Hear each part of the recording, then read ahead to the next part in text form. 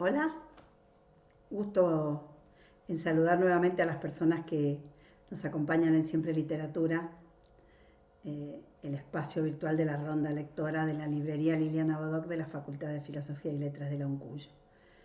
Estamos ya más para terminar, en el sentido que, bueno, estamos llegando a finales de mayo, comienzos de junio, y la hija única de Guadalupe Nettel está llegando a momentos clave en los que las operaciones, los modos de narrar, el estilo de la autora ya se han expresado por completo. Por eso les había prometido la semana pasada que iba a poner algunos datos interesantes o para profundizar un poco en la autora, más allá de leer los capítulos que a esta entrega número 12 le tocan escuchar leer, oír leer, ¿no? Esta experiencia siempre renovada, ¿no? que implica esto de leer en voz alta y escuchar.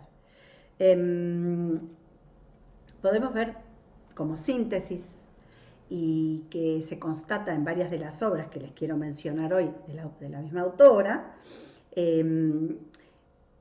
los temas como el amor, la enfermedad, la muerte, las relaciones sentimentales, la maternidad, como temas recurrentes de la obra de la autora. Haciendo un trabajo por ahí también de desestereotipo, en que, más allá de no estar en el estereotipo de las madres, ni en el estereotipo de la mirada occidental de la vida y la muerte en términos de temáticas, también ella construye personajes marginales que desestereotipan la manera de concebir la marginalidad, ¿no? Cuando escuchamos marginalidad, probablemente nos ponemos en territorios, puede ser de los personajes freaks, ¿se acuerdan que trabajamos estos personajes muy esperpénticos o muy grotescos o con formas físicas extraordinarias, dotadas de un carácter literario más bien extraordinario? Y si no marginalidad, generalmente estamos acostumbrados a que nos suene a marginalidad social, ¿no? Marginalidad como carencia, marginalidad como pobreza, falta de derechos o de inclusión, siempre con esta gran presencia que tienen los conceptos sociales o las discursividades sociales, a veces que se quedan o se apoderan de la literatura. Comentamos frecuentemente cómo la literatura a partir del siglo XX, ¿no? Con la aparición del cine, de la televisión, bueno, luego del streaming, de toda la ficción que tuvo posibilidad de hacer diferentes operaciones de presencia ficcional a través de otros soportes que le dieron perfección, ¿no? Nada como el cine para ver cuestiones épicas o de ciencia ficción, ¿no? O etcétera, y bueno, lo mismo la televisión, especialistas por ahí en historias cotidianas, fueron haciendo que la literatura se tuviera que medir con estos otros colegas, y entonces fue encontrando sus espacios de manera muy, muy puntuales, se fue volviendo más ficcional, más metafórica, o más poética, o más minimalista, ¿no? O más sensorial, o más sinestésica, en fin, todas estas cuestiones. Y entonces me interesa mostrar, a esto iba, que Nettel construye la marginalidad como esa otra opción de algunos lugares comunes. No necesariamente un mundo marginal como aquel que hemos entendido, y no en la épica grandilocuente del cine quizá, sino la épica de vivir, ¿no? La épica de vivir la vida cotidiana. Y en este sentido construye marginalidad, es decir, personajes que actúan de un modo imprevisto, ¿no? Al margen, se desvían, ¿no? Se corren, se desplazan hacia otras posibilidades, y ella trabaja entonces sin morbo, ¿no? Estas grandes cuestiones pequeñas, porque son las cuestiones de la vida cotidiana, de esta épica de vivir, y a la vez me gusta esta idea que la crítica maneja bastante para sus obras, genera tanto en los cuentos, ¿no? En los pétalos, en el matrimonio de los peces rojos que hemos leído en este espacio, como luego en sus novelas, en El huésped, en El cuerpo en que nací particularmente, que ella cuenta su infancia. Ella trabaja con los accidentes. Me gusta esta idea. Es decir, la novela se va volviendo accidentada. Si decimos, bueno, Alina va a tener se ha embarazado de una niña con microcefalia, con lisocefalia, y que por lo tanto va a morir. Es un accidente dentro de las hijas y los hijos que nacen sanos, ¿no? El modelo de la procreación, etc. Y luego, cuando esto va a suceder, convirtiéndose en algo que está previsto estadísticamente, ¿no? En términos médicos, en los niños con microcefalia van a morir, un accidente, ¿no? La convierte en una niña que vive, ¿no? Y eso también hace que todo lo que podría estar estereotipado, naturalizado, se vuelve accidentado, accidente en este sentido, ¿no? No accidente de tránsito, que sería el accidente que tenemos. Por eso no va al morbo, ¿no? O sea, y por eso es tan interesante estar en un lugar que nos saca de estos lugares comunes, naturalizados, morbosos, en que estamos totalmente sumergidas por los medios de comunicación, ¿no? Esta vocación por el horror, esta vocación por esta cosa como que en algún momento fue amarilla, el amarillismo de la prensa, y que hoy es así están los medios, ¿no? Tanto los gráficos como los medios, como la televisión, como la radio, en fin. Ella se corre, saca el morbo, pone todos estos accidentes, ¿no? En la vida cotidiana. Es bien interesante porque en alguna parte de nosotras, todos los que hemos leído mucho a lo largo de nuestra vida, o que la literatura ha sido nuestra gran compañera, decir que algo era de novela o que algo era literario, era decir que era algo extraordinario, ¿no? La novela iba un poco de lo extraordinario, esto es muy novelesco, ¿no? Así en un genérico.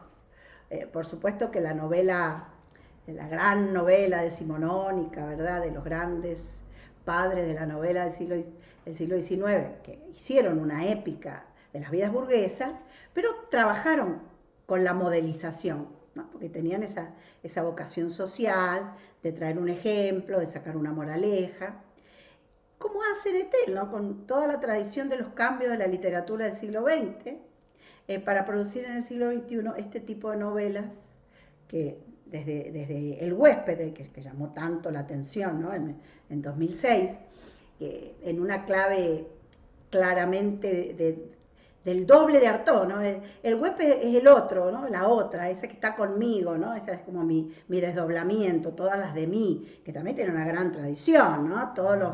En el caso del huésped de Nettel aparece yo y mi hermana, ¿no? Los amigos imaginarios de la infancia. Bueno, si quieren leer El huésped, no me opongo, lo pueden leer, se van a fascinar.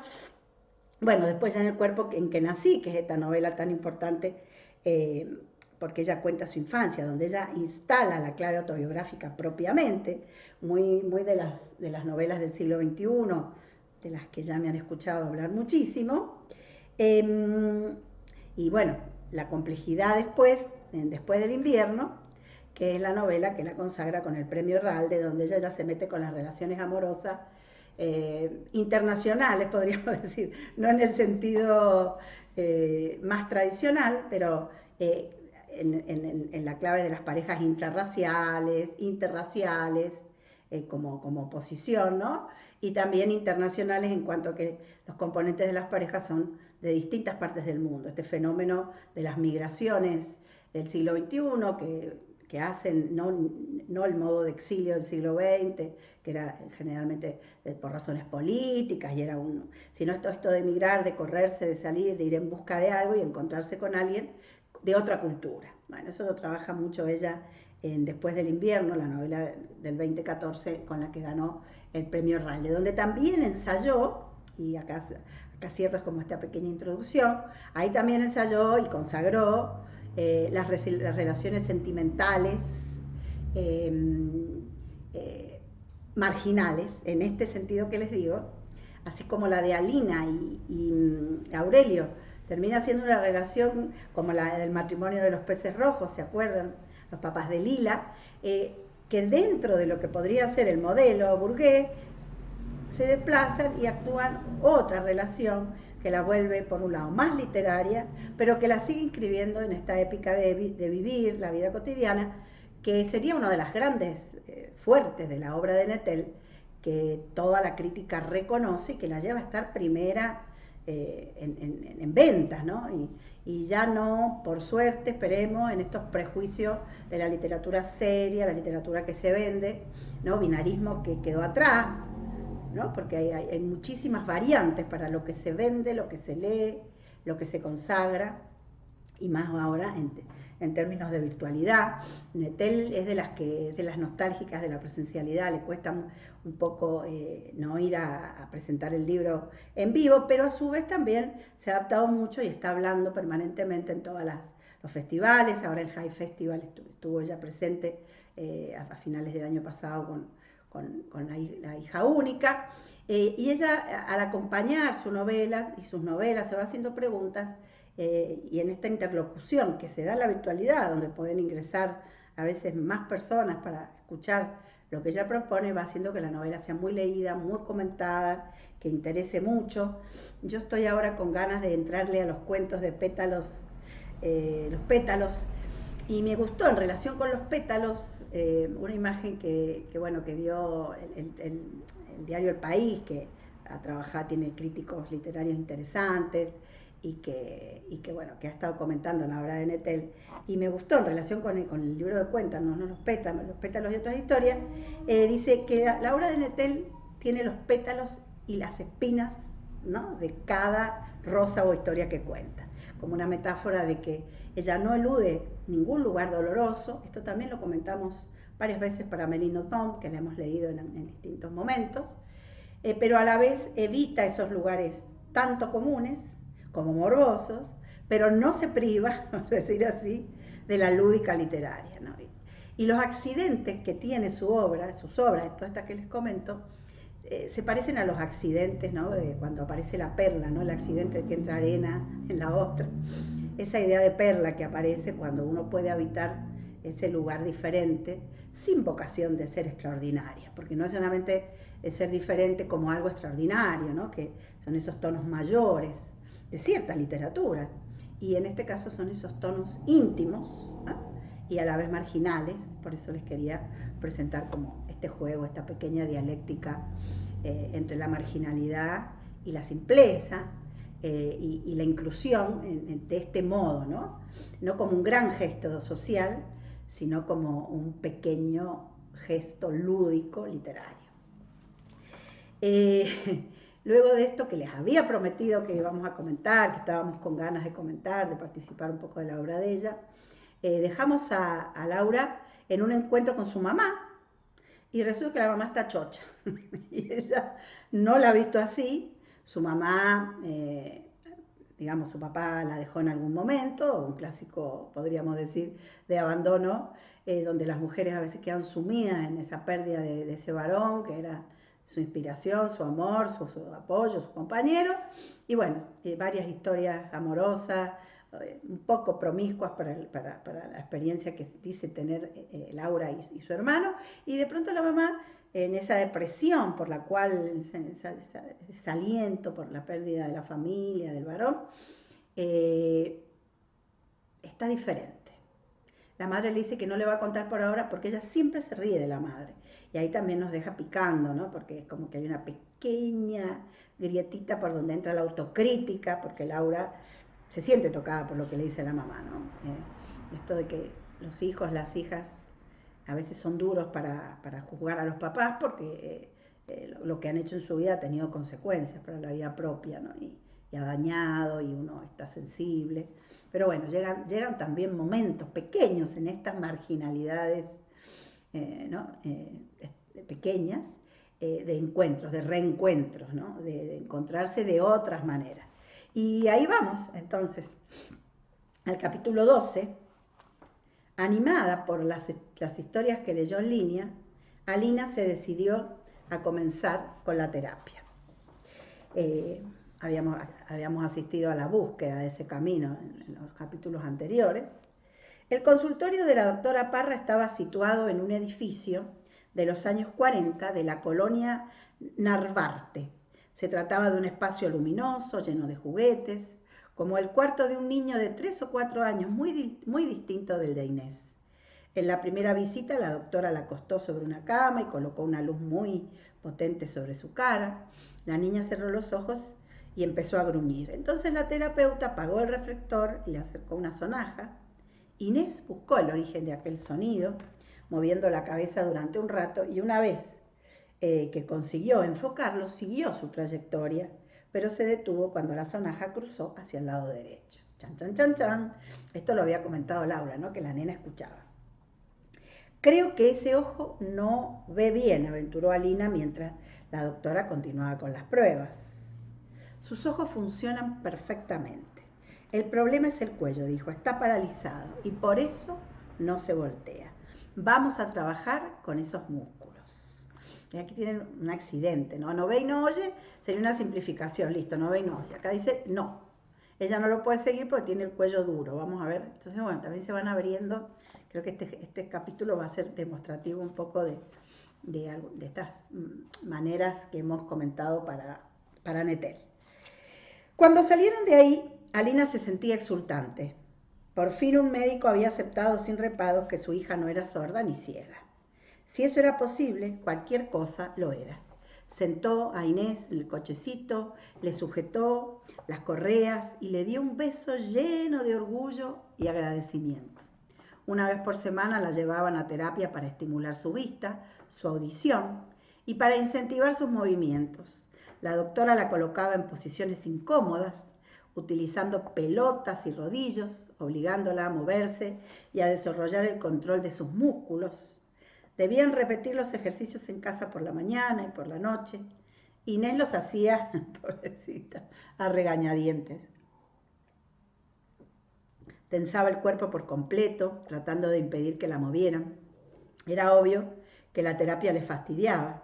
Cuando Alina me contó todo esto, me pareció completamente lógico. Tu hija, esto es precioso, me encanta, me había olvidado de este remate. Tu hija es una Tauro hecha y derecha, le dije. La motivación debe venir de ella, si no, se va a resistir. Qué bonito, ¿no? También este ingreso de la cultura de la astrología, muy contemporánea, yo me siento súper identificada y contenta y como se reivindicada. Porque yo me llamo Ariana, porque mi papá me lo puso, porque era de Aries, y cuando ella era pequeña era como decía, la astrología, ¿no? Había en el binarismo moderno, todo lo que no era científico era descartado, subestimado, y por supuesto la gente seria, intelectual, no estaba con estas cosas, ¿no? Es muy valioso ver cómo, ¿no? Estos son los aspectos del siglo XXI de la inclusión de otros modos de conocer, de interpretar, de mirar, ¿no? Que están en nuestra vida presente hoy. Fuera de la ciencia, la academia, ¿no? Las citas de autor que tenían que ser serias, científicas, comprobables, bueno, ya lo conocen, pero me gusta en este juego, ¿no? De reconocer que la personalidad de la niña está intacta, más allá de que tenga microcefalia. Me parece un posicionamiento amoroso que quiero rescatar y que a mí en lo personal me llega mucho, ¿no? Entonces voy a repetir. Tu hija es una Tauro hecha y derecha, le dije, la motivación debe venir de ella, si no, se va a resistir. Como a las 3 semanas, Inés comenzó a sabotear las visitas a la terapeuta. Si al salir de casa iba muy atenta, observando a los peatones desde el cochecito, a los perros y las copas de los árboles, apenas entraba al consultorio, se desconectaba por completo y no había poder humano que consiguiera despertarla. Era muy frustrante, sobre todo para su madre, que se esforzaba inútilmente soplándole en la cara o mojándosela con agua fría. La doctora resignada le dejaba ejercicio para hacer en casa, pero no tenía manera de evaluar su progreso.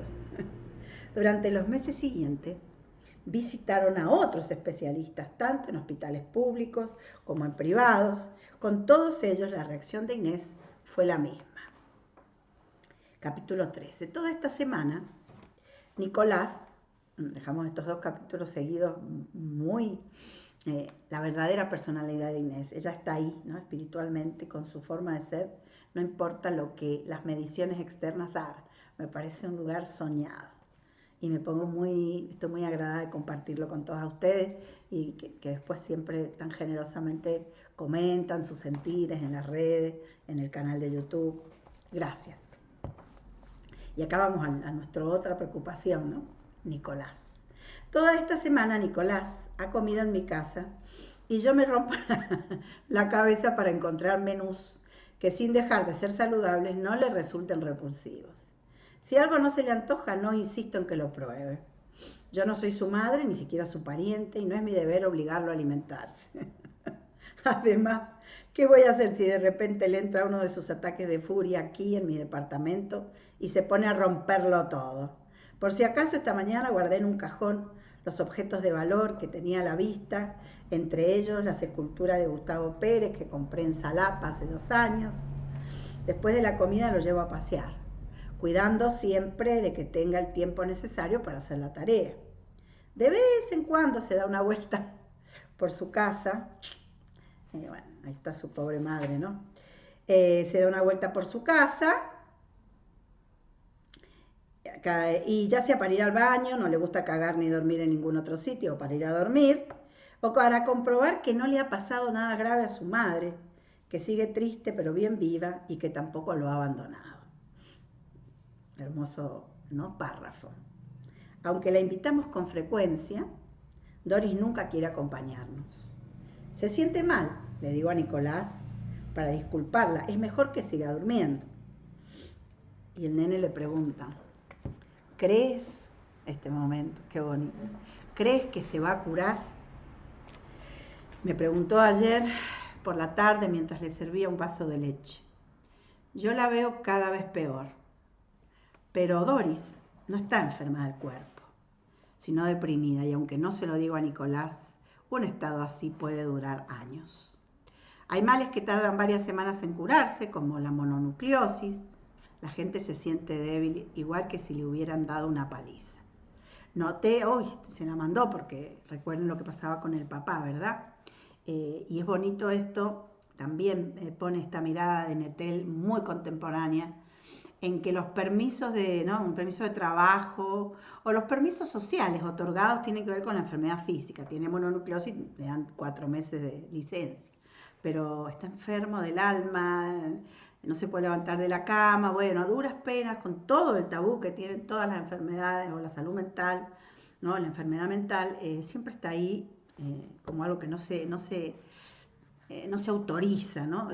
Y además se moraliza, ¿no? El que tiene una enfermedad mental tiene la culpa, no se esforzó, no tiene voluntad, en fin. Todo eso, miren con qué sutileza, como dijimos, sin morbo, accidentadamente, y también con esta dosis de suspenso, porque las historias, al estar en estos accidentes, queremos saber cómo siguen, cómo terminan, qué va a pasar. O sea, acá como Laura intuye, busca, y para explicarle a Nicolás y no violentarlo, que está preocupado por su mamá, y sin embargo mete la pata cuando dice, igual que si le hubieran dado una paliza, ¿no? Noté que esa palabra lo ponía incómodo. Me pregunto cuántas cosas aún no me ha contado Doris acerca de su difunto marido. Me pregunto también si quiero saberlas. Siempre que vamos al parque,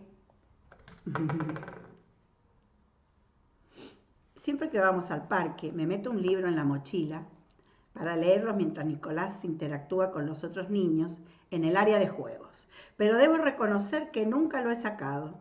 La responsabilidad de cuidar a un niño ajeno es demasiado grande. ¿Cómo le explicaría a su madre si llegara a perderse o a accidentarse? El sábado, mientras estábamos ahí, se me acercó una chica con otro volante de la colectiva feminista. No lo descartes, me dijo. Este papel podría salvarte la vida. Uy, la novela se va a meter en un lugar súper interesante, súper inesperado. Acá, otro accidente del argumento y más suspenso y más cartografía social. Sin quitarle un ojo de encima a Nico, que en ese momento trepaba por la parte frontal de la resbaladilla, la invité a sentarse junto a mí y le pedí que me contara un poco más acerca de su grupo. Se está subiendo en el tobogán al revés, ¿no? Entonces ella está atenta que no se vaya a caer. Así supe que las integrantes de la colmena rescataban a mujeres en situación de riesgo. El colectivo era grande, tenía 3 sedes distintas en la ciudad, y una de ellas estaba precisamente en la calle Turín de nuestra colonia. La chica había dado por hecho que yo era la madre de Nicolás, claro. Me prometió que entre las compañeras encontraría ayuda para cuidar de mi hijo y también apoyo emocional, en caso de que lo necesitara. Hay personas que consideran la desgracia como una enfermedad. Capítulo 14, pero me embalé. Hay personas que consideran la desgracia como una enfermedad contagiosa y prefieren alejarse de los que enfrentan un sufrimiento crónico, así sean sus propios padres o sus mejores amigas. Creo que esto es para hacerle un circulito, les digo yo a veces, ¿no? Y dejarlo ahí para recordarlo siempre, ¿no? Una tendencia, un impulso, un mecanismo de supervivencia o de defensa que suele terminar moralizando, pero que es considerar la desgracia como algo que te lo tenés cerca y alejarse, ¿no? Y esto incluye a los seres queridos, por eso digo que es un mecanismo de supervivencia. Y tras el nacimiento de su hija, Lina, renovó sus amistades, claro. Uno cuando vive una desgracia, en una familia, una tragedia, algo que prefiere encontrarse con gente nueva, que no le pregunte por el statu quo que perdió, ¿no? Porque eso lo hace sufrir más, le duele mucho. Entonces, creo que esto es muy humano, esto que pone acá Nettel, ¿no? Nos hace sentirnos identificados. Total, al que no nos vio antes no tenemos que explicarle todo, porque estamos así ahora, cómo vivimos la tragedia, ¿no? Siempre el que ha vivido una tragedia, una desgracia, un cambio, algo que no se espera, que no está, que no está en la normovida, pide explicaciones, ¿no? Hay autorización para pedir explicaciones. ¿Qué te pasó? ¿Qué? ¿No? Que hiciste tal cambio. Y esto lleva a este sufrimiento de tener que contar y ponerse a prueba de la pérdida o del cambio de ese status quo, como decía. Entonces acá los viejos amigos te recuerdan las viejas lógicas, ¿no? Y eso te agota, te hace sufrir más. Entonces Alina, que es como muy juiciosa, como viene en su escafandra, que no deja que la agobien tanto, está conectada con lo que siente. También después del nacimiento de Alina prefirió buscar nuevas amistades que no le recordaran la ilusión de la hija normal que esperaba. Algunas dejaron de comunicarse mientras que otras, incluida gente a la que antes casi no veía, se volvieron más cercanas. Este fue el caso de Mónica, una bióloga animalista que había conocido en la Universidad de Guanajuato mientras estudiaba la licenciatura y que ahora vivía, como ella, en la Ciudad de México. Madre soltera de una niña pequeña llamada Karina, con C, había vivido tranquila durante 4 años cuidando sola a su hija y ofreciéndole toda su atención hasta el momento en que comenzó a asistir a la escuela maternal. Una tarde, meses después del ingreso a clases, Mónica fue convocada a la dirección donde la esperaban la directora y la psicóloga del colegio. Ahí, de buenas a primeras, le anunciaron que su hija tenía un severo retraso mental y le recomendaron que buscara una institución distinta, especializada en niños como ella. Y Karina era hija única y Mónica no tenía sobrinos con quien compararla. Miren qué bonito, ¿no? Esto es brillante para mí.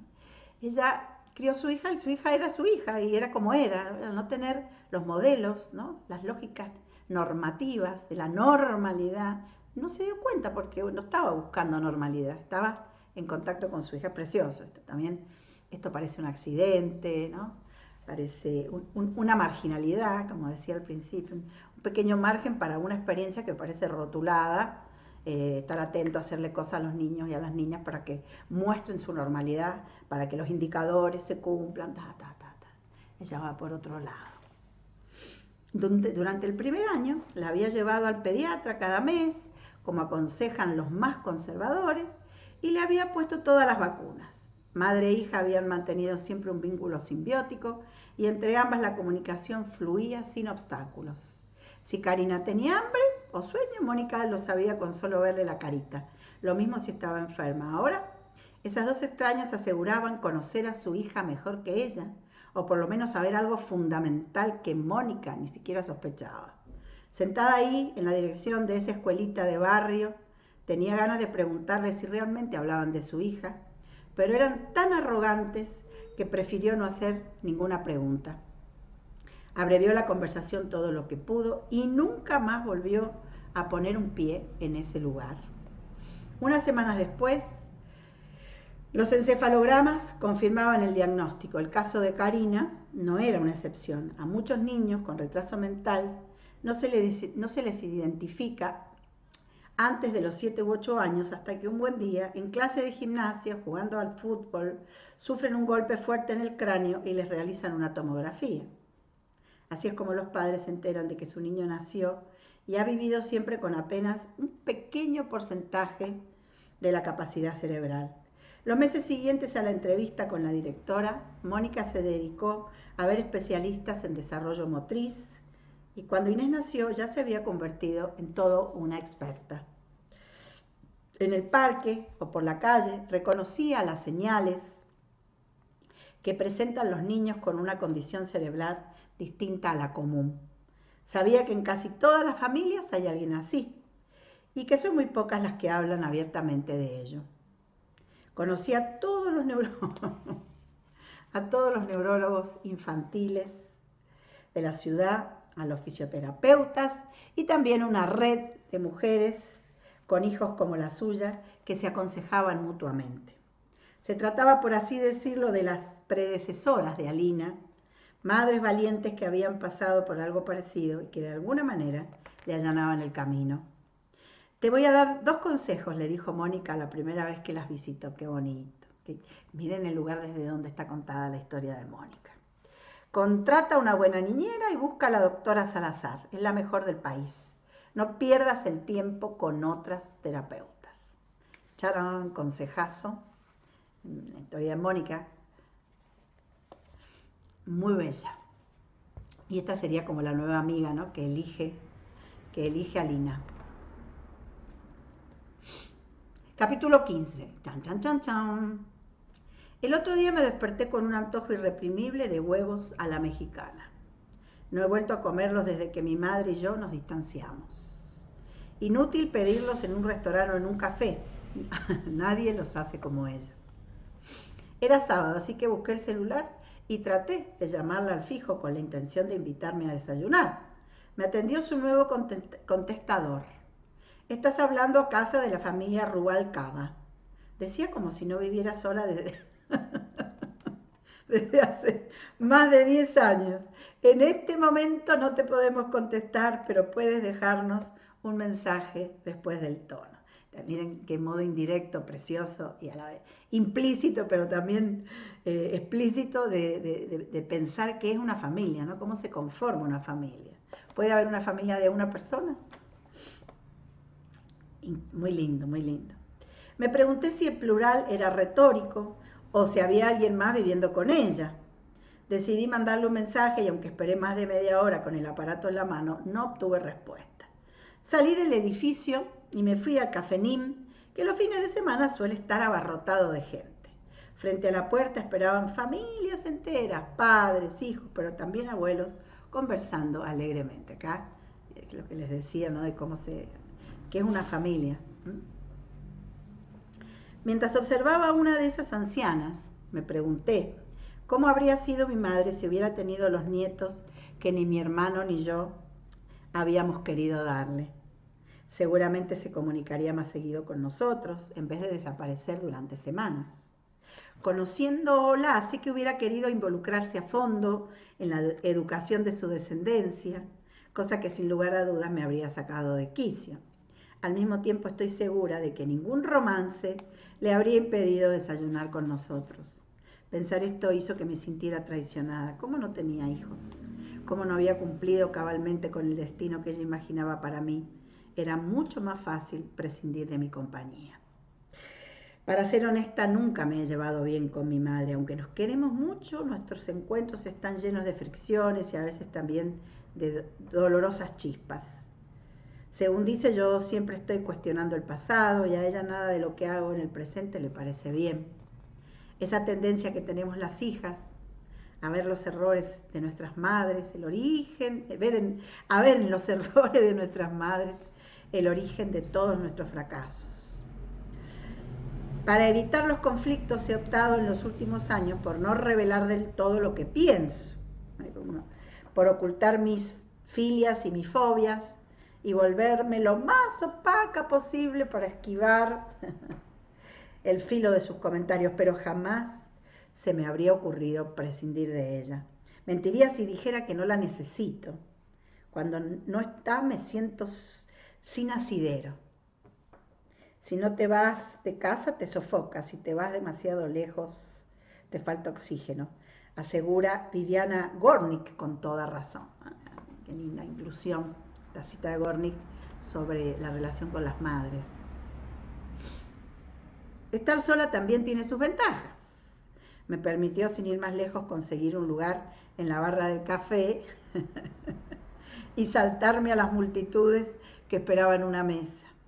Antes de ordenar mis alimentos volví a mirar el celular. Mi madre seguía sin dar señales de vida. Está bien, tecleé con un poco de rabia. Al menos contesta eso para estar tranquila. 10 minutos después, mi celular acusó la llegada de un mensaje. Estoy bien, hijita, en medio de una reunión. Te llamo cuando termine. Fin de capítulo. Cuánto material acá sobre las relaciones madre-hija, sobre el amor, ¿no? Las formas del amor entre madre e hija. Me gusta mucho este capítulo. Hay un par de escritoras también que lo eligen a veces para leer la obra de Nettel por ahí, así que me sumo a esa lista que eligen también la relación madre-hija, ¿no? De Laura con su mamá como un camino desde el cual leer también la novela. Está trabajada con mucha sutileza, con mucho afecto, y a la vez no deja de tener momentos de humor.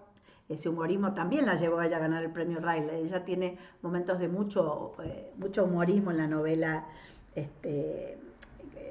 Después del invierno. Siempre se me olvida cómo se llama. Siempre digo antes del invierno, después del invierno, que es la que ganó el premio Herralde. Esa novela que, bueno, va de esta historia, como les digo, internacional. Tiene momentos de gran humor, que uno se ríe a carcajadas, ¿no? De esa marginalidad de las relaciones amorosas, del romance. Bueno, acá también la relación madre-hija tiene toda esa cuestión. Y este capítulo que hemos dejado atrás, la reflexión sobre la pregunta sobre la familia, ¿no? La no familia tipo, ¿no? O la familia tipo que es, y todas esas connotaciones vinculadas a la familia. Lo hace de un modo tan bonito que no hay mucho para agregar, solo atravesar. Vamos entonces al último capítulo de esta entrega, el capítulo 16, donde van a aparecer encontrarse, ¿no? Fíjense que en esta entrega hemos tenido a Alina, a Inés, a Mónica, a la mamá, a ella y a Nicolás. O sea, ha estado como todos los personajes en esta entrega. Una tarde, cuando Alina ya no lo esperaba, Mónica la llamó por teléfono para anunciarle: te conseguí una niñera. ¡Chan, chan, chan, chan!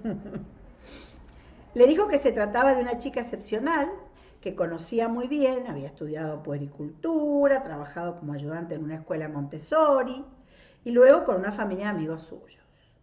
¿Puedes creerlo?, preguntó. Se fueron de vacaciones a Europa durante 2 meses sin mantenerle el salario. No se dan cuenta de lo que están perdiendo. Piénsalo, aunque no la necesites ahora, te hará falta después. La descripción la intrigó. Aurelio a estas alturas prefería que fuera su propia madre quien hiciera de relevo, pero Alina no estaba de acuerdo. ¿Cómo iba a poder amonestar a su suegra si fallaba en algo? Miren por dónde lo piensa, ¿no? Alina es genial, personaje tiene una personalidad inesperada, literaria, diría yo.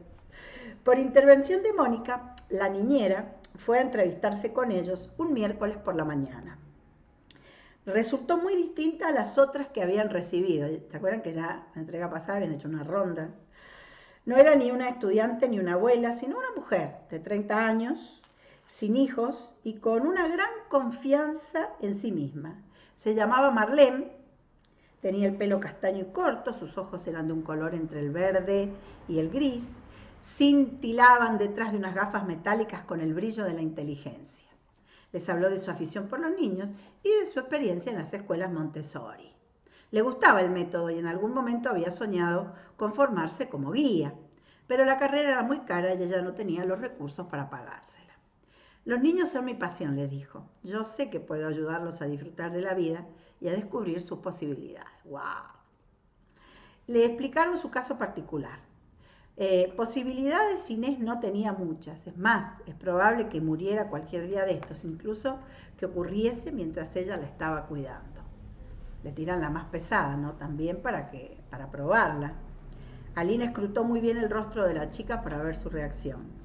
Chan, chan, chan, chan.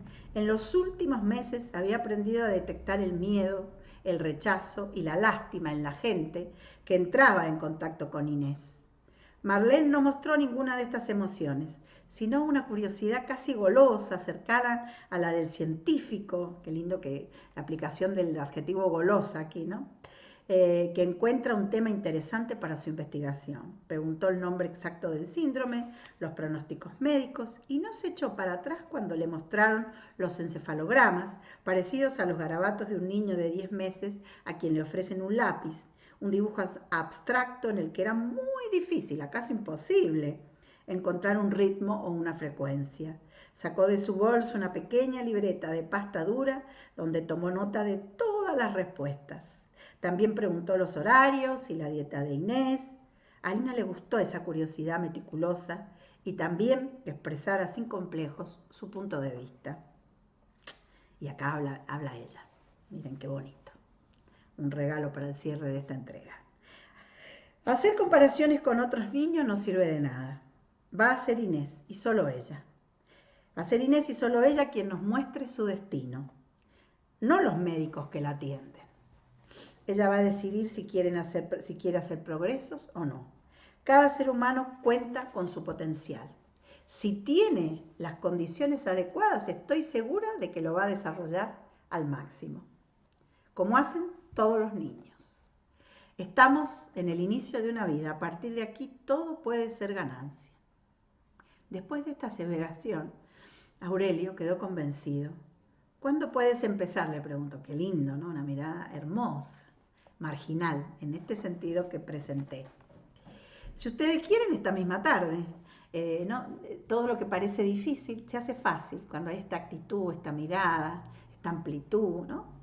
Este estar fuera de los estereotipos. Y también nos gusta, a mí me gusta por lo menos, leer un recorrido así, con esta fluidez amorosa. Y además, si ustedes quieren, esta misma tarde, ¿no? Una facilitadora.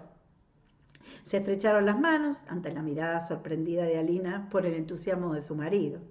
Fue así como Marlene llegó a la vida de Inés y de su familia. A partir de entonces, comenzó a ir todos los días al departamento.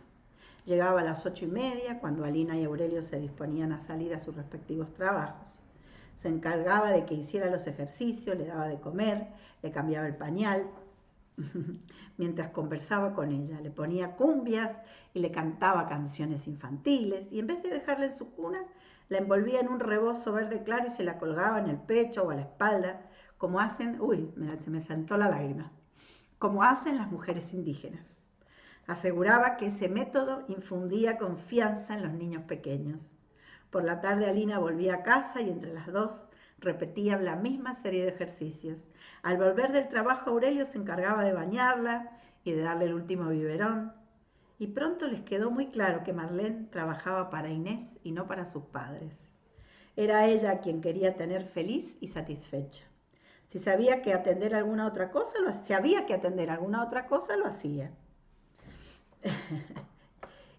Pero siempre después de cerciorarse de que Inés estuviera limpia y alimentada. No solo era su cocinera, su terapeuta y su cuidadora, también se convirtió, miren qué hermoso esto, en su portavoz. Los viernes a mediodía almorzaban todos juntos y era entonces cuando les daba las noticias del día. Inés cooperó mucho durante los ejercicios. Hoy Inés estuvo un poco desganada. Hoy se sostuvo mucho tiempo sobre el rodillo, pero también aventuraba frases como: tiene ganas de ver árboles, se pregunta cuándo la van a llevar al bosque. Lejos de inquietarse por eso, Alina y Aurelio se sentían agradecidos y la tomaban en serio. Era obvio que su hija estaba contenta. Con nadie se mostraba más alegre que con Marlene, a la que ya no llamaba niñera, sino, la mejor amiga de Inés. La hija única, Guadalupe Nettel, entrega 12 en Siempre Literatura, el espacio virtual de la Ronda Lectora de la librería Liliana Bodoc de la Facultad de Filosofía y Letras de la UNCUYO. Gracias por acompañarme y las veo la semana que viene.